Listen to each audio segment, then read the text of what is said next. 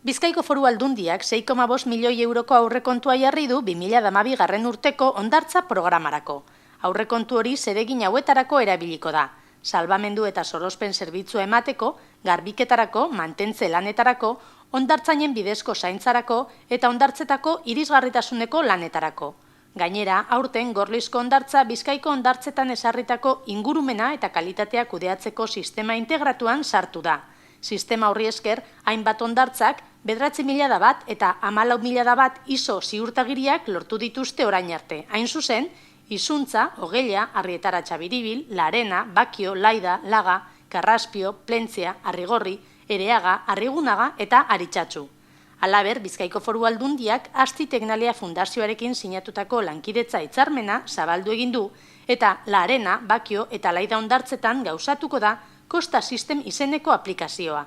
Teknologia berritzailea da, aukera ematen duena besteak beste, kostaldeko sistemen portaera ikertzeko, itsas pasealekuetako uholdeak aztertzeko eta hondartzen eta dunen itxurari behatzeko.